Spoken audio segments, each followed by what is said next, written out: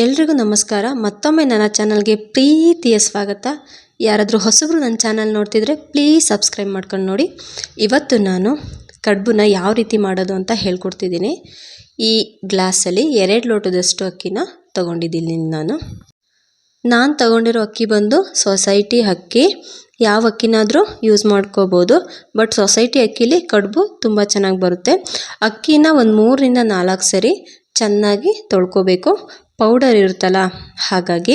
ನಂತರ ಇಲ್ಲಿ ನಾನು ಒಂದು ಮಿಕ್ಸಿ ಜಾರ್ಗೆ ಅಕ್ಕಿನ ಸ್ವಲ್ಪನೇ ಹಾಕ್ಕೊಂಡು ತರಿಯಾಗಿ ರುಬ್ಕೋಬೇಕು. ನೋಡಿ, ಈ ರೀತಿ ಕಡುಬಿಗೆ ಅಕ್ಕಿನ ರುಬ್ಕೋಬೇಕು. ನಂತರ ಇಲ್ಲಿ ನಾನು ಒಂದು ತಪ್ಪಲಿಗೆ ಸರಿಸುಮಾರು ಒಂದು 3/4 ಚೊಂಬಿನಷ್ಟು ನೀರನ್ನು ಹಾಕಿ ಇಟ್ಕೋತಿದ್ದೀನಿ. ಇದಕ್ಕೇ ಸ್ವಲ್ಪ ಬೆಳ್ಳುಳ್ಳಿ, ಒಂದು ಗೆಡ್ಡೆ ತೊಗೊಂಡಿದ್ದೀನಿ, ಹಾಗೆ ಸ್ವಲ್ಪ ಜೀರಿಗೆನ ಚೆನ್ನಾಗಿ ಕುಟ್ಕೋಬೇಕು, ಹಾಗೆ ಕಲ್ಲುಪ್ಪು ಇಷ್ಟನ್ನು ಹಾಕಬೇಕು. ನಾನು ಬರೀ ಇಷ್ಟನ್ನು ಮಾತ್ರ ಯೂಸ್ ಮಾಡ್ತಾಯಿದ್ದೀನಿ, ಯಾಕೆಂದರೆ ನನ್ನ ಮಗನಿಗೆ ಸಬ್ಸಿಗೆ ಸೊಪ್ಪು ಮತ್ತು ಕೊತ್ತಂಬರಿ ಸೊಪ್ಪು ಇದೆಲ್ಲ ಬಾಯಿಗೆ ಸಿಕ್ಕಿದ್ರೆ ಇಷ್ಟ ಆಗಲ್ಲ. ಬೇಕು ಅನ್ನೋರು ಸಬ್ಸಿಗೆ ಸೊಪ್ಪು, ಕೊತ್ತಂಬರಿ ಸೊಪ್ಪು, ಸ್ವಲ್ಪ ಕಾಯಿ, ಹಾಗೆ ಚಿಲುಕಿಸಿರುವಂತಹ ಅವರೆಕಾಯಿ ಇದನ್ನೆಲ್ಲ ಹಾಕ್ಕೊಂಡ್ರೆ ಕಡುಬು ತುಂಬ ಚೆನ್ನಾಗಾಗುತ್ತೆ. ನನ್ನ ಮಗನಿಗೆ ಇಷ್ಟ ಇಲ್ಲ, ಹಾಗಾಗಿ ನಾನು ಹಾಕ್ಕೊಂಡಿಲ್ಲ. ನೀರು ಚೆನ್ನಾಗಿ ಮಳ್ಳಬೇಕು. ಮಳ್ಳಿದ ನಂತರ ಅಕ್ಕಿ ಒಡ್ಕೊಂಡಿರುವಂತಹ ಮಿಶ್ರಣನ ಸ್ವಲ್ಪನೇ ಹಾಕೋಬೇಕು. ಬೆಳಗ್ಗೆ ಎದ್ದು ಮಾಡೋದು ಲೇಟ್ ಆಗುತ್ತೆ ಅನ್ನೋದಾದರೆ ರಾತ್ರಿನೇ ಅಕ್ಕಿನ ನೀಟಾಗಿ ತೊಳೆದು ಒಣಗಾಕೋಕ್ಕೆ ಬಿಡಬೇಕು, ಹಾಗೆ ಒಂದು ಬಟ್ಟೆ ಮೇಲೆ. ಬೆಳಗ್ಗೆ ಎದ್ದು ಅಕ್ಕಿನ ಒಡ್ಕೊಂಡು ಮಾಡ್ಬೋದು, ಈ ಥರನೂ ಮಾಡ್ಬೋದು. ಮತ್ತು ಅಕ್ಕಿನ ಹುರಿದು ಕೂಡ ಮಾಡಬಹುದು. ಇದು ನಮ್ಮ ಅಮ್ಮ ಮಾಡೋ ರೀತಿ. ನಮ್ಮ ಅತ್ತೆ ಮಾಡೋದು ಅಕ್ಕಿನ ಹುರಿದು ಮಾಡ್ತಾರೆ. ಮತ್ತು ನಮ್ಮ ಅಕ್ಕನ ಅತ್ತೆ ಅವರು ರಾತ್ರಿನೇ ಅಕ್ಕಿನ ನೆನೆಸ್ಬಿಟ್ಟು, ಅಂದರೆ ತೊಳೆದ್ಬಿಟ್ಟು ಒಣಗಾಕ್ಬಿಟ್ಟು ಮಾಡ್ತಾರೆ. ಎಲ್ಲರೂ ಒಂದೊಂದು ಥರ ಸ್ಟೈಲಲ್ಲಿ ಮಾಡ್ತಾರೆ. ನಾನು ನಮ್ಮಮ್ಮ ಹೇಳ್ಕೊಟ್ಟಿದ್ದ ರೀತಿ ಮಾಡ್ತಿದ್ದೀನಿ. ಹಾಗೆ ಇದನ್ನು ಕೈ ಆಡಿಸ್ಬೇಕು, ಆಗಾಗ ಕೈ ಆಡಿಸ್ತಾನೆ ಇರಬೇಕು, ಇಲ್ಲಾಂದರೆ ತಳ ಹಿಡಿದ್ಬಿಡುತ್ತೆ. ಹಾಗಾಗಿ ಕೈ ಆಡಿಸ್ಕೊತಾ ಇದ್ದೀನಿ. ನೋಡಿ, ಈ ಥರ ಉಳ್ಳಕ್ಕಿ ಥರನೇ ಇದನ್ನು ಬೇಯಿಸ್ಕೋಬೇಕು. ಮಾಮೂಲಿ ಅನ್ನ ಮಾಡುವಾಗ ಉಳ್ಳಕ್ಕಿ ಬೀಳುತ್ತಲ್ಲ, ಆ ರೀತಿ ಇದನ್ನು ಬೇಯಿಸ್ಕೋಬೇಕು. ಈ ಥರ ಯಾವಾಗಲೂ ಕೈ ಆಡಿಸ್ಕೊತಾನೆ ಇರಬೇಕು, ಇಲ್ಲಾಂದರೆ ಬೇಗನೆ ತಳ ಹಿಡಿದ್ಬಿಡುತ್ತೆ. ನಂತರ ಇದನ್ನು ಸ್ವಲ್ಪ ಹೊತ್ತು ಹಾಗೆ ಬಿಟ್ಟೆ, ಸ್ವಲ್ಪ ಬೇಯಲಿ ನೀಟಾಗಿ ಅಂತ ಹೇಳಿ. ನಂತರ ಇಲ್ಲಿ ನಾನು ಒಂದು ಮಣೆ ತಗೊಂಡು ಅದನ್ನು ನೀಟಾಗಿ ತೊಳ್ಕೊಂಡು ಈ ಕಡುಬನ್ನ ಕಟ್ಟೋಕ್ಕೆ ಸ್ಟಾರ್ಟ್ ಮಾಡಿದೆ. ನಾವು ಮಾಮೂಲಿ ಮುದ್ದೆ ತಿರುತ್ತೀವಲ್ಲ, ಆ ರೀತಿಯೇ ಇದನ್ನು ತಿರುಗಬೇಕು ನೀಟಾಗಿ, ಆಗ ಚೆನ್ನಾಗಿ ಕಡುಬು ಕಟ್ಟೋಕ್ಕೆ ಬರುತ್ತೆ. ನಾನು ಈ ಕಡುಬನ್ನ ಮಾಡಿ ತುಂಬ ದಿನ ಆಗಿತ್ತು.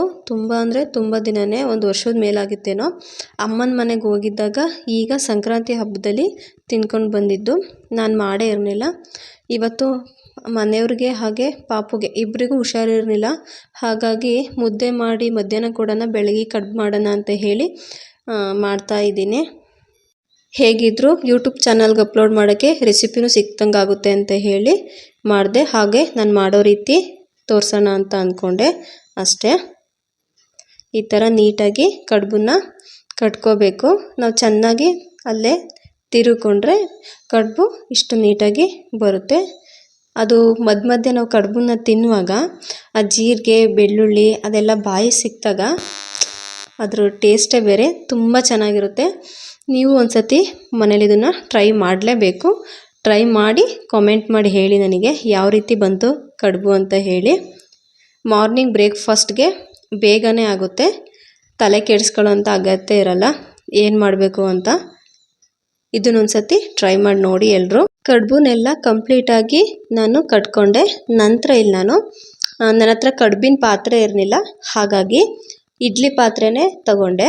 ಇಡ್ಲಿ ಪಾತ್ರೆಗೆ ಒಂದು ಸ್ವಲ್ಪ ನೀರು ತಳದಲ್ಲಿ ನೋಡಿ, ಇಷ್ಟು ಒಂದು ಚೊಂಬಿನಷ್ಟು ನೀರು ಹಾಕಿದ್ರೆ ನಡೀತಿದೆ. ಹಾಗೆ ಇದು ಇಡ್ಲಿದೊಂದು ಪ್ಲೇಟ್ನ ಇಡ್ತಿದ್ದೀನಿ. ಇದಕ್ಕೇ ನಾನು ಕಟ್ಕೊಂಡಿರುವಂತಹ ಕಡುಬನ್ನ ಇಡ್ತಿದ್ದೀನಿ. ನನಗಿಲ್ಲಿ 2 ಲೋಟ ಅಕ್ಕಿಗೆ ಒಂದು 9 ಕಡುಬಾಗಿದ್ದು. ನಮ್ಮ ಮನೇಲಿ 3 ಜನ ಇರೋದ್ರಿಂದ ನನ್ನ ಮಗ ಒಂದು ಅರ್ಧ ಕಡುಬು ತಿನ್ಬೋದು ಅಷ್ಟೇ, ಹಬ್ಬ ಅಂದರೆ. ನಮ್ಮ ಮನೆಯವ್ರು 2, ಬೆಳಗ್ಗೆ ಮಧ್ಯಾಹ್ನ 2 ಟೈಮ್ಗೂ ಈ ಕಡುಬೇನೇ ಆಯಿತು. ನನಗೆ ಕಡುಬನ್ನ ಹಾಗೆ ತಿನ್ನೋಕ್ಕೆ ತುಂಬ ಇಷ್ಟ, ಸಾಂಬಾರು ಜೊತೆ ಎಲ್ಲ ತಿನ್ನೋಕೆ ಇಷ್ಟ ಆಗಲ್ಲ. ನಂತರ ಇಲ್ಲಿ ನಾನು ಕಡುಬನ್ನ ಒಂದು 5 ರಿಂದ 10 ನಿಮಿಷ ನೀಟಾಗಿ ಬೇಯಿಸ್ಕೊಂಡೆ. ನೋಡಿ, ಇಲ್ಲಿ ಚೆನ್ನಾಗಿ ಬೆಂದಿದೆ ಇದು. ಇದನ್ನು ಯಾವ ರೀತಿ ನೋಡೋದು ಅಂದರೆ ಕಡುಬನ್ನ ಸ್ವಲ್ಪ ತುದಿನ ಮುರ್ಕೊಂಡು ಅಕ್ಕಿ ಬೆಂದಿರುತ್ತಲ್ಲ ಸೇಮ್ ಅದೇ ರೀತಿ ನೋಡಿ ಇಲ್ಲಿ ಅನ್ನ ಆಗಿರೋ ರೀತಿ ಆಗಿದೆ. ಇಷ್ಟ ಆದರೆ ಕಡುಬು ಬೆಂದಿದೆ ಅಂತ ಹೇಳಿ ನೀಟಾಗಿ. ಈ ಕಡುಬನ್ನ ನಾನು ಚಿಲುಕಿಸಿದ ಅವರೆಕಾಳು ಸಾಂಬಾರ್ ಜೊತೆ ಸರ್ವ್ ಮಾಡ್ಕೋತಾ ಇದ್ದೀನಿ. ಈ ಸಾಂಬಾರ್ ರೆಸಿಪಿನ ನಾನು ಆಲ್ರೆಡಿ ನನ್ನ ಯೂಟ್ಯೂಬ್ ಚಾನಲ್ಲಿ ಅಪ್ಲೋಡ್ ಮಾಡಿದ್ದೀನಿ, ಹೋಗಿ ಇಂಟ್ರೆಸ್ಟ್ ಇದ್ದವರು ನೋಡಿ. ಇಷ್ಟೇ ಇವತ್ತಿನ ವಿಡಿಯೋ. ಮತ್ತೆ ಮುಂದಿನ ವಿಡಿಯೋದಲ್ಲಿ ಸಿಗ್ತೀನಿ. ನನ್ನ ವೀಡಿಯೋಸ್ಗಳು ಇಷ್ಟ ಆಗ್ತಿದ್ರೆ please like and share comment ಮಾಡಿ. Thank you.